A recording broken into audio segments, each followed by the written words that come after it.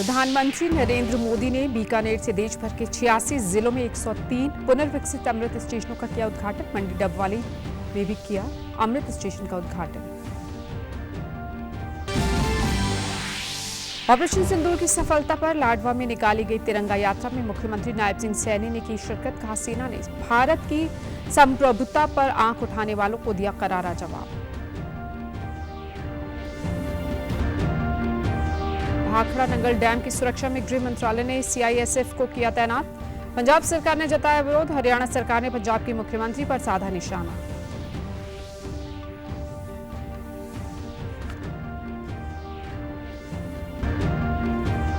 और हरियाणा में कोरोना ने एक बार फिर दी दस्तक। गुरुग्राम में 2 और फरीदाबाद में 1 मरीज संक्रमित। स्वास्थ्य विभाग ने कहा, घबराने की जरूरत नहीं, कोविड प्रोटोकॉल का करें पालन।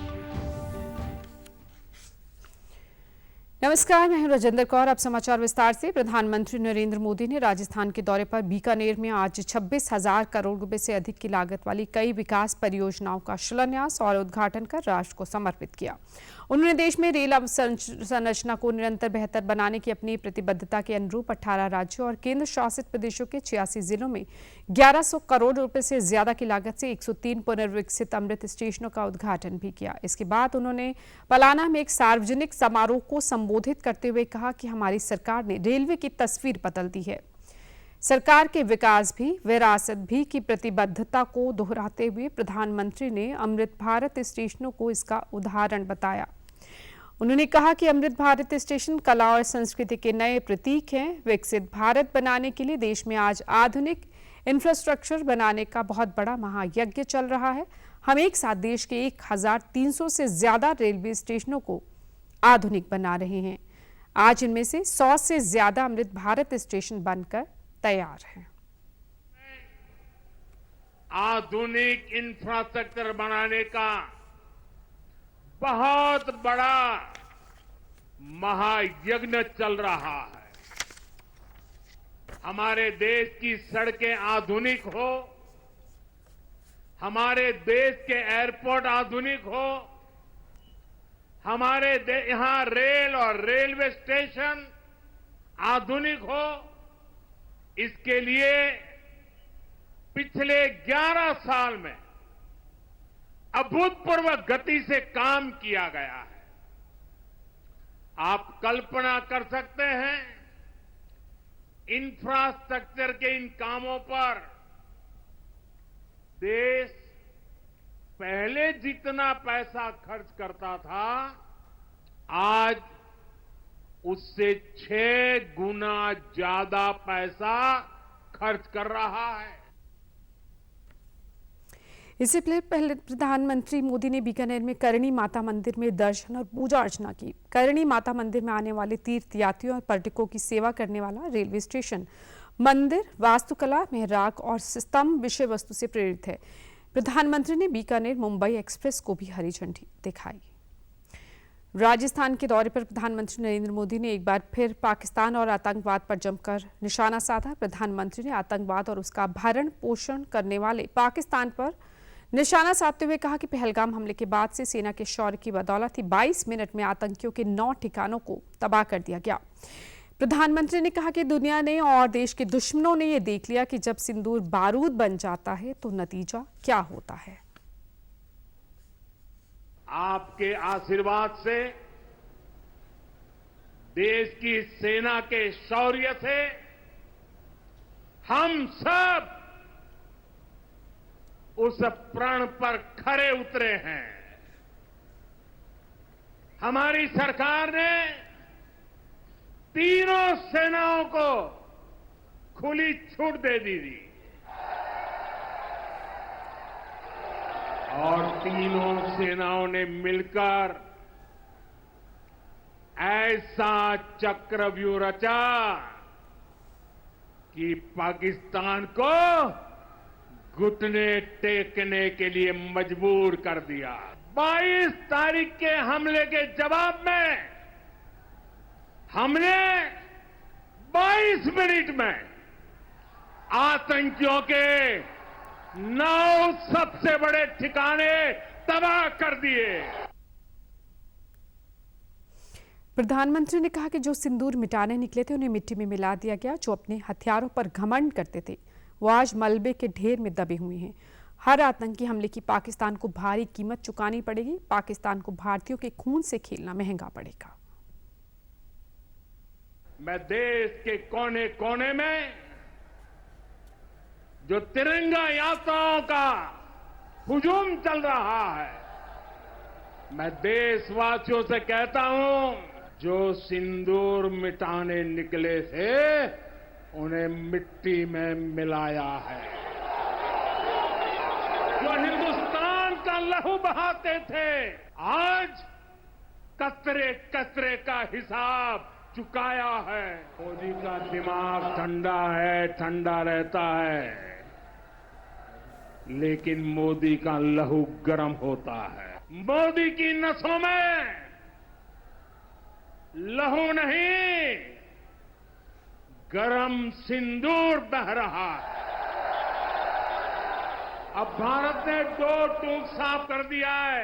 हर आतंकी हमले की पाकिस्तान को भारी कीमत चुकानी पड़ेगी। प्रधानमंत्री नरेंद्र मोदी ने आज बीकानेर से सिरसा के डबवाली के रेलवे स्टेशन का भी लोकार्पण किया। डबवाली के रेलवे स्टेशन का अमृत भारत योजना के तहत कायाकल्प किया गया है। इस मौके पर राज्यपाल बंडारू दत्तात्रेय ने बतौर मुख्य अतिथि शिरकत की और रेलवे स्टेशन का अवलोकन भी किया। इस मौके पर सिरसा की पूर्व सांसद सुनीता दुग्गल, डबवाली के विधायक आदित्य चौटाला समेत अन्य नेतागण और डबवाली निवासी मौजूद रहे। बाद में राज्यपाल ने कहा कि रेलवे नवीनीकरण में आगे बढ़ रहा है। ग्रामीण क्षेत्र के लोग रेलवे को ज्यादा पसंद करते हैं। रेलवे में सुविधाओं की बढ़ोतरी हुई है। इस मौके पर सिरसा की पूर्व सांसद सुनीता दुग्गल ने कहा कि सिरसा लोकसभा क्षेत्र के 4 रेलवे स्टेशन अमृत योजना में आए हैं, जिसमें सिरसा, भट्टू, नरवाना और कालावली के रेलवे स्टेशन शामिल हैं। नवीनकरण आज रेलवे में आगे बढ़ी है। ग्रामीण क्षेत्रों में लोग रेलवे को पसंद करते हैं। करोड़ों लोग रोज यात्री करते हैं। मुझे बहुत खुशी है। रेलवे में स्वच्छता बढ़ी है, रेलवे में शुद्धता बढ़ी है, रेलवे में जो कैटरिंग व्यवस्था है, खाने पीने का व्यवस्था है, ये भी जो है अच्छी क्वालिटी में आगे बढ़ रही है। हमारे राज्य में जो विस्तार हो रही है, ये इसके लिए भी मैं हमारे रेलवे अधिकारियों को और हमारे मुख्यमंत्री और प्रधानमंत्री जी को, रेल मंत्री जी को अभिनंदन करता हूँ। तहे दिल से धन्यवाद करती हूँ रेलवे मंत्री जी का भी और माननीय प्रधानमंत्री जी का भी। जब मैं अपनी लोकसभा के लिए उनके पास रेलवे की कोई भी समस्या को लेके गई हूँ तो उन्होंने तुरंत प्रभाव से उसका समाधान किया है। सिरसा लोकसभा की बात करूँ तो सिरसा लोकसभा में 4 अमृत स्टेशन के अंदर जो है हमारे रेलवे स्टेशन आए हैं, जिसमें आज जो लोकार्पण है वो डबवाली का हुआ है और इसके बाद अभी सिरसा और भट्टू और नरवाना ये अभी और कालामली ये अभी हमारे बाकी हैं और बहुत जल्द जो सेकंड फेज है उसके अंदर हम इनका भी लोकार्पण जो है वो करवाएंगे। वहीं डबवाली के विधायक आदित्य चौटाला ने कहा कि बहुत लंबे समय से स्थानीय लोगों की मांग थी कि इस रेलवे स्टेशन का नवीनीकरण करवाया जाए। आज उनकी मांग पूरी हुई है। शहरवासियों के साथ साथ यात्रियों को अब यहाँ बेहतर सुविधाएं मिलेंगी। तमाम सुविधाएं यात्रियों को मिले। आज 13.5 करोड़ रुपए की लागत से जिसका नवीनीकरण हुआ, उसका जो उद्घाटन है पुनर्निर्माण का गवर्नर साहब के हाथों हुआ है। मैं डबवाली शहरवासियों को बहुत बधाई देना चाहूँगा कि लंबे यत्न के बाद डबवाली को एक बहुत बड़ी सौगात मिली है। आज डबवाली हिंदुस्तान के कोने कोने से जुड़ा हुआ ये रेलवे स्टेशन है और डबवाली शहर। इस मौके पर स्थानीय निवासियों ने खुशी जाहिर करते हुए कहा कि इस रेलवे स्टेशन पर अब सभी प्रकार की सुविधाएं उपलब्ध हैं। डबवाली को अमृत स्टेशन बनाने के लिए हम सरकार और रेलवे का धन्यवाद करते हैं। उनकी मांग है कि आगे वंदे भारत ट्रेन भी डबवाली तक आए। ਸਾਡੇ ਦੇਸ਼ ਦੇ ਪ੍ਰਧਾਨ ਮੰਤਰੀ ਨਰਿੰਦਰ ਮੋਦੀ ਜੀ ਤੇਜਸਵੀ ਜੋ ਕਿ ਇੱਕ ਰੇਲਵੇ ਸਟੇਸ਼ਨ ਨਹੀਂ ਕਿਸੇ ਵੀ ਮੋਰਚੇ ਦੇ ਵਿੱਚ ਸਭ ਤੋਂ ਅੱਗੇ ਨੇ। ਬਹੁਤ ਜ਼ਿਆਦਾ ਫਾਇਦਾ ਹੋਏਗਾ। ਬਹੁਤ ਸੁੰਦਰ ਕਾਰਜ ਕੀਤਾ ਹੈ, ਬਹੁਤ ਹੀ ਅੱਛਾ। ਮੈਂ ਦੇਸ਼ ਦੇ ਪ੍ਰਧਾਨ ਮੰਤਰੀ ਨੂੰ ਸਲੂਟ ਕਰਦਾ ਹਾਂ ਕਿ ਹਰ स्टेशन ਇਵੇਂ ਦਾ ਬਣੇ। बहुत अच्छा लगा जी, बहुत अच्छा इंतजाम था। यहाँ बैठने के लिए, बच्चों के लिए खाने पीने का इंतजाम था। सुविधा जैसे जितनी भी उन्होंने कही है ना जी, पहले से जहाँ उतनी सुविधा चल रही है जी। पीएम साहब ने जो कार्य किया उसके लिए हम उसको तहे दिल से आभारी हैं। कुरुक्षेत्र के लाडवा में ऑपरेशन सिंदूर की सफलता पर सेना के सम्मान में तिरंगा यात्रा निकाली गई। इसमें मुख्यमंत्री नायब सिंह सैनी विशेष रूप से शामिल हुए। तिरंगा यात्रा में बड़ी तादाद में बच्चों, युवाओं, महिलाओं और बुजुर्गों समेत सामाजिक संगठनों ने बढ़ चढ़कर हिस्सा लिया। इस मौके पर मुख्यमंत्री ने युवाओं से आह्वान किया कि वे तिरंगे की शान को ऊंचा उठाएं और सेवा और समर्पण के पथ पर आगे बढ़ें। इस दौरान मुख्यमंत्री ने कहा कि हमारे सैनिकों ने पाकिस्तान की सरजमी पर जाकर आतंकवाद पर प्रहार करने का काम किया। ऐसा करके संदेश दिया कि भारत की संप्रभुता की तरफ आंख उठाने वाले का अंजाम बुरा होता है। उन्होंने कहा कि प्रधानमंत्री नरेंद्र मोदी के नेतृत्व में सेना का सशक्तिकरण किया गया और भारत की प्रतिष्ठा बढ़ी है। यह तिरंगा यात्रा सिर्फ 3 रंगों की यात्रा नहीं बल्कि हमारे संकल्प, साहस और स्वाभिमान की यात्रा है।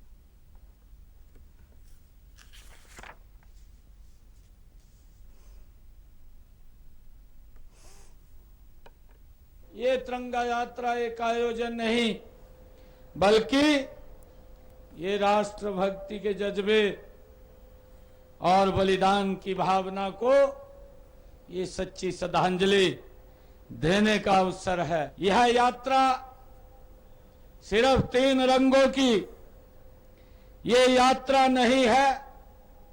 ये यात्रा हमारे संकल्प, हमारे साहस और स्वाभिमान की यात्रा है। यह यात्रा उन सूरवीरों के सम्मान की यात्रा है जिन्होंने ऑपरेशन सिंदूर के माध्यम से भारत की अस्मिता, भारत की रक्षा और भारत की प्रतिष्ठा को एक नई ऊंचाई देने का काम वह हमारे जांबाज सैनिकों ने किया है। हरियाणा पंजाब में चल रहे जल विवाद के बीच भाखड़ा डैम से हरियाणा के लिए बुधवार की दोपहर बाद पानी छोड़ा गया। आज शाम तक करीब 10,000 क्यूसेक पानी की सप्लाई मिलने लगेगी। इससे पेयजल किल्लत से जूझ रहे जिले के लोगों को राहत मिलने लगेगी। इस पानी से अगले 2 दिनों के प्रदेश के खाली हुए जल घरों में पेयजल सप्लाई बहाल हो जाएगी। उधर नंगल डैम की सुरक्षा CISF के जिम्मे रहेगी। गृह मंत्रालय ने इसके आदेश जारी किए हैं। डैम पर CISF की नियुक्ति पर पंजाब के मुख्यमंत्री भगवंत मान ने इसका विरोध किया। अब पानी की कोई समस्या नहीं है। वहीं मुख्यमंत्री नायब सिंह सैनी ने पंजाब के CM पर निशाना साधते हुए कहा कि मुझे लगता है कि भगवंत मान अहंकार में हैं, जो गुरुओं की शिक्षा को भी मान नहीं रहे। मैं कहना चाहूंगा कि इस प्रकार की सियासत से उन्हें दूर रहना चाहिए और समाज के हित में काम करना चाहिए, क्योंकि यह पीने के पानी का सवाल है।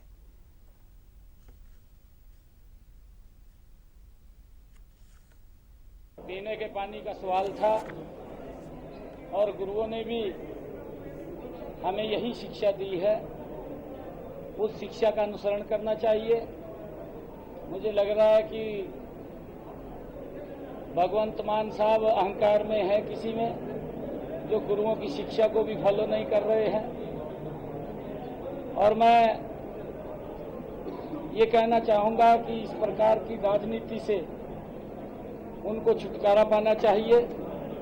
समाज हित में काम करने चाहिए, समाज को बढ़ाने वाले काम नहीं करने चाहिए, क्योंकि ये पीने के पानी का सवाल है। और आजकल तो हम देखते भी हैं, ये समय ऐसा है, सभी लोग गुरुओं के नाम को कुछ छिबिल्ले भी लगाते हैं। उनके दिवस होते हैं, लोगों को पानी पिलाते हैं, परंतु ये तो उनकी शिक्षाओं का भी अनादर कर रहा है। वहीं कैबिनेट मंत्री अनिल विज ने कहा कि पंजाब द्वारा पानी छोड़े जाने के संबंध में तंज कसते हुए उन्होंने कहा कि पंजाब के मुख्यमंत्री भगवंत सिंह मान ने पहले पानी बंद कर दिया तो वहां की जनता ने ही उनका विरोध किया, क्योंकि पंजाब की संस्कृति छबीले लगाकर पानी पिलाने की रही है। वहीं पाकिस्तान के जासूसी करने वालों के संबंध में उन्होंने कहा कि हमें संभल कर रहने की जरूरत है। पहले आके बंद कर दिया, अब जब उनकी जनता ने इसके ऊपर एतराज किया कि ये पंजाब की संस्कृति के विरुद्ध है, हर जगह उनका विरोध होने लगा कि आपने पंजाब की संस्कृति रही है छबीलें लगा लगा के पानी पिलाने की, और आपने उनके हिस्से का, हक का पानी छीन लिया, उनके बच्चों के मुंह से पानी का गिलास छीन लिया। तो उसके कारण आके इन्होंने किया है। यहाँ पर हरियाणा से भी, पंजाब से भी और भी कई प्रदेशों से ये ऐसे लोग पकड़े जा रहे हैं जो पाकिस्तान के लिए जासूसी करते थे। तो अब पुलिस ने इनको पकड़ा है, अधिकारियों ने पकड़ा है और कई खुलासे और भी हो रहे हैं। तो ये तो बहुत खतरनाक है। ये तो गाने में कहा भी गया है, संभल के रहना अपने घर में छुपे हुए गद्दारों से। वहीं कैबिनेट मंत्री रणबीर सिंह गंगवा, कृष्णलाल पंवार और राज्य मंत्री गौरव गौतम ने भाखड़ा डैम से पानी छोड़े जाने पर प्रतिक्रिया देते हुए कहा कि हरियाणा ने सिर्फ अपने हिस्से का पानी लिया है, यह हरियाणा का अधिकार है। पंजाब के मुख्यमंत्री भगवंत मान पानी के मुद्दे पर सियासत कर रहे हैं। उन्होंने कहा कि एक संवैधानिक पद पर बैठे व्यक्ति को ऐसी बातें शोभा नहीं देती। बीबीएमबी के फैसले पर पंजाब सरकार ने लगातार व्यवधान डालने का काम किया है। एसवाईएल के निर्माण के लिए भी केंद्र को अवगत करवाया गया है।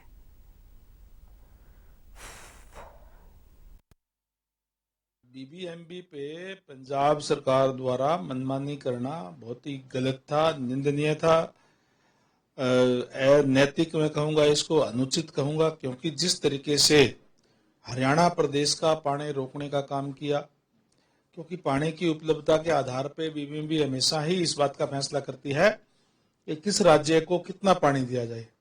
और जब बीबीएमबी ने फैसला कर दिया कि 8,500 क्यूसेक पानी दिया जा सकता है, फिर भी पंजाब सरकार द्वारा उसमें अड़चन अड़ाना तो स्वाभाविक है कि इसको सीआईएसएफ के हवाले कर दिया। अच्छी बात है, ताकि आगे से कोई भी ऐसी स्थिति जो है उत्पन्न ना हो। हम इसका स्वागत करते हैं। भगवंत मान हमें कोई पंजाब से कोई भीख नहीं मांगी, ये हमारा राइट था।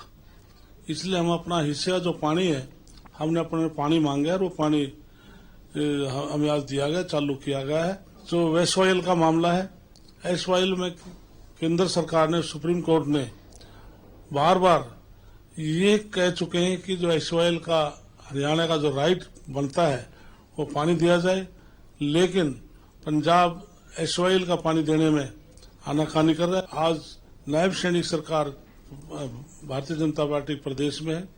विधानसभा में सभी पार्टियों के सहमति लेकर के हमने प्रस्ताव दिल्ली भेजे हैं, जिससे कि एसवाईएल का पानी में मिले। उन्होंने गलत तरीके से पंजाब ने पानी रोका, मान सरकार ने। ये कोई पानी पर उनका अधिकार नहीं है। एक असंवैधानिक तरीके से पानी को रोकते हैं हरियाणा के लोगों के लिए। तो मुझे लगता है जब उन्होंने इस प्रकार का पानी रोकने का काम किया है तो जुर्माना भी उन्हीं पर लगेगा, उनको भी भुगतना पड़ेगा। तो इस प्रकार की प्रोसेस जो सीआईएसएफ लगी है, जो पानी पे लगनी ही नहीं थी, लेकिन उनके कारण एक पूरे देश भर में खराब माहौल हुआ। इस प्रकार से नहीं होना चाहिए। मान सरकार को सोचना चाहिए। फरीदाबाद जिले में कोरोना पॉजिटिव का एक मामला सामने आने के बाद स्वास्थ्य विभाग अलर्ट मोड पर आ गया और आने वाली किसी भी स्थिति से निपटने के लिए विभाग ने तैयारी शुरू कर दी है। लोगों को सावधानी बरतने की सलाह दी जा रही है। सीएमओ डॉक्टर जयंत आहूजा ने बताया कि जिले में भी एक कोरोना पॉजिटिव मरीज सामने आया, जिसका इलाज चल रहा है और निगरानी की जा रही है। फिलहाल मरीज की हालत ठीक है और ज्यादा घबराने की जरूरत नहीं। उन्होंने लोगों से अपील करते हुए कहा कि बाहर जाने पर दूरी बनाकर रखें और सर्दी, खांसी और जुकाम के लक्षण होने पर तुरंत कोरोना की जांच कराएं। इसके अलावा बार बार साबुन से अपने हाथ साफ करते रहें और मास्क का इस्तेमाल भी जरूर करें।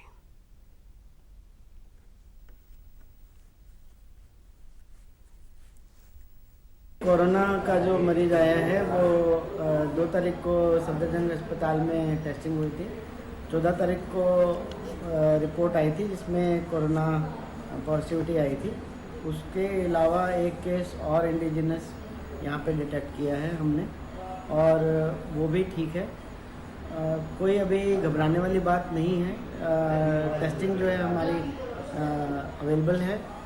कोरोना के जो सिम्टम होते हैं वो खांसी, जुकाम, बुखार और सांस लेने में दिक्कत। यदि ये आकस्मिक आती है तो इसमें आपने देखना है कि जल्दी से जल्दी टेस्टिंग कराएं और पता करें कि बीमारी कोरोना तो नहीं है या आम खांसी, जुकाम, बुखार है। अपना साफ सफाई का ध्यान रखें, निश्चित दूरी अपने परिवारजनों से बनाए रखें।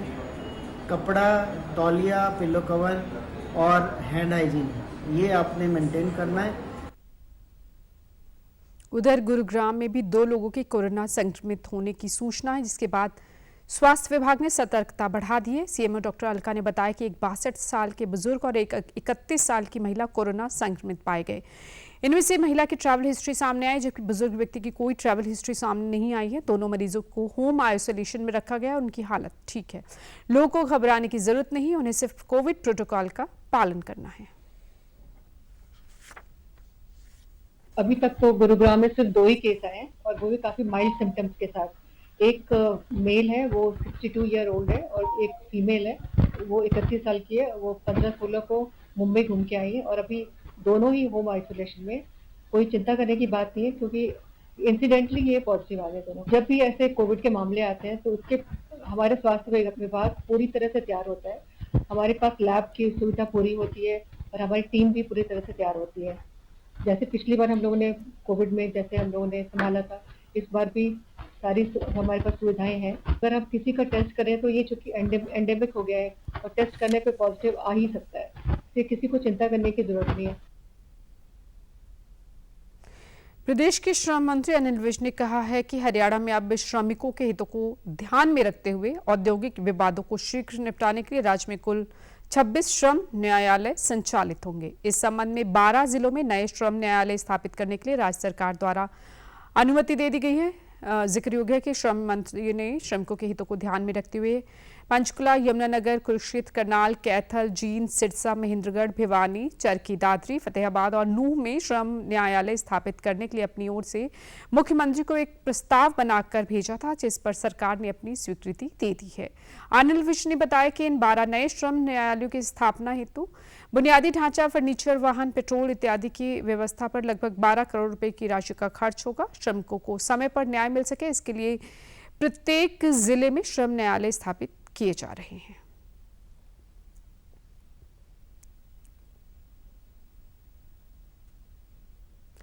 पाकिस्तान से जासूसी के आरोप में गिरफ्तार हुई हिसार की यूट्यूबर ज्योति मल्होत्रा को पुलिस ने आज कोर्ट में पेश किया। करीब 1.5 घंटे तक उसकी रिमांड पर बहस हुई। इसके बाद हिसार पुलिस को उसकी 4 दिन की रिमांड और मिल गई है। पेशी के बाद ज्योति को पुलिस कोर्ट से बाहर गाड़ी में बैठाकर वहां से रवाना कर दिया गया। इस दौरान किसी अधिकारी ने मीडिया से कोई बात नहीं की। ज्योति 16 मई को गिरफ्तार हुई थी। इसके बाद 5 दिन तक रिमांड पर रहते हुए हिसार पुलिस के अलावा एनआईए, मिलिट्री इंटेलिजेंस, आईबी और अन्य खुफिया एजेंसियों ने उससे पूछताछ की है। उधर पाकिस्तानी खुफिया एजेंसी आईएसआई का हैंडलर इकबाल काना भारत आने की फिराक में था। इसके लिए वे इकबाल सिद्दीकी के नाम से नया पासपोर्ट बनवा रहा था। इसका खुलासा पानीपत में पाकिस्तान के लिए जासूसी के आरोप में गिरफ्तार नोमान इलाही के घर से बरामद दस्तावेजों से हुआ। पानीपत पुलिस नोमान को गिरफ्तारी के बाद उसके घर यूपी के कैराना ले गई थी, जहां से कुछ दस्तावेज और 6 पासपोर्ट मिले। इन्हीं में पुलिस को इकबाल खाना के पाकिस्तानी पहचान पत्र मिले। पुलिस सूत्रों के मुताबिक उसने नोमान को इन्हें भेजा था ताकि इन्हें देकर वे उसका इकबाल सिद्दीकी के नाम से पासपोर्ट बनवा सके। इधर चंडीगढ़ स्थित पंजाब हरियाणा हाई कोर्ट को आज बम से उड़ाने की मिली धमकी के बाद हाई कोर्ट परिसर को खाली करवाया गया। सूत्रों से प्राप्त जानकारी मुताबिक ईमेल के जरिए हाई कोर्ट को बम से उड़ाने की धमकी मिली थी, जिसके बाद पुलिस प्रशासन ने तुरंत कार्रवाई की। हाई कोर्ट की ओर जाने वाले रास्तों को बंद कर दिया गया। बम निरोधक दस्ते और चंडीगढ़ पुलिस ने हाई कोर्ट में पूरी तरह छानबीन की। हाई कोर्ट बार एसोसिएशन की ओर से किसी लावारिस और संदिग्ध वस्तु के बारे में तुरंत कार्यालय में सूचित करने की अपील भी की गई।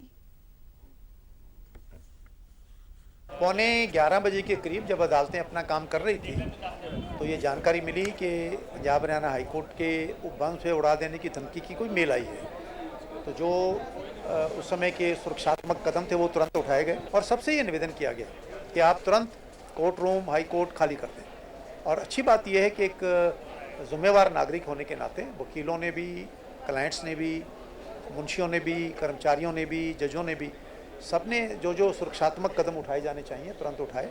सब लोग कोर्ट रूम से बाहर आए। आप देख रहे हो बहुत ही शांत वातावरण में सब लोग स्थिति का मुकाबला कर रहे हैं। कोई भगदड़ नहीं, कोई तनाव नहीं, कोई किसी किस्म की ऐसी चीज़ नहीं थी। अब ये सचमुच में थ्रेट है, फेक कॉल है, मॉक ड्रिल है, क्या है? लोग बहुत सारी बातें कर रहे हैं कि ऐसी स्थिति में जो कदम उठाए जाने चाहिए वो सबने मिलकर उठाए। उधर हरियाणा में अंबाला उपायुक्त कार्यालय, फतेहाबाद, गुरुग्राम और फरीदाबाद के लघु सचिवालय को भी बम से उड़ाने की धमकी मिली। अंबाला डीसी ऑफिस और फतेहाबाद के लघु सचिवालय को बम से उड़ाने की धमकी भरा ईमेल मिला। पुलिस और स्क्वाड टीमों ने कार्यालयों को खाली कराकर गहनता से जांच की, लेकिन चारों जगह कुछ नहीं मिला। इसके बाद प्रशासन ने राहत की सांस ली। आगे बढ़ते भारतीय कुश्ती संघ के तत्वाधान में पलवल के नेताजी सुभाष चंद्र बोस इंडोर स्टेडियम में 25 से 27 मई तक राष्ट्रीय कुश्ती प्रतियोगिता का आयोजन किया जाएगा। भारतीय कुश्ती महासंघ यूटी के उपाध्यक्ष दर्शन लाल ने आज पलवल में प्रेस वार्ता के दौरान बताया कि प्रतियोगिता में 25 राज्यों के 600 खिलाड़ी हिस्सा लेंगे। राष्ट्रीय स्तर पर विजेता खिलाड़ी वियतनाम में आयोजित होने वाली अंतर्राष्ट्रीय प्रतियोगिता में भाग लेंगे। इस प्रतियोगिता में सब जूनियर अंडर 17 लड़कों की free style, Greco Roman style और ग्लफ फ्री स्टाइल तीनों वर्गों के पहलवान हिस्सा लेंगे। इस प्रतियोगिता का शुभारंभ कैबिनेट मंत्री विपुल गोयल और खेल राज्य मंत्री गौरव गौतम संयुक्त रूप से करेंगे। प्रतियोगिता का मकसद खेलों को बढ़ावा देना और युवाओं को नशे से दूर रखना है। फ्री स्टाइल बहुत ही बड़ा आयोजन होगा जिसमें 25 स्टेट्स हिस्सा लेंगे, जिसमें से 600 रेसलर्स यहाँ आएंगे, लड़के लड़कियाँ, जिनमें कम से कम 100 प्लेयर्स ऐसे हैं जो ऑलरेडी नेशनल और इंटरनेशनल लेवल के प्लेयर्स हैं।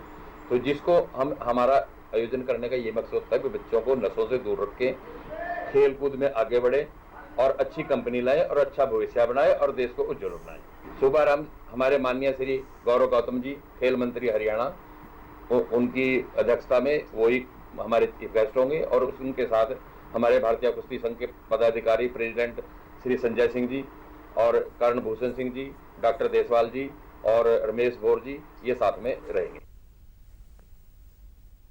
हरियाणा कुश्ती संघ के अध्यक्ष के रमेश बोहर और आयोजन समिति के अध्यक्ष सुंदर पहलवान ने कहा कि राष्ट्रीय स्तर की कुश्ती का आयोजन पलवल जिले में होना गौरव की बात है।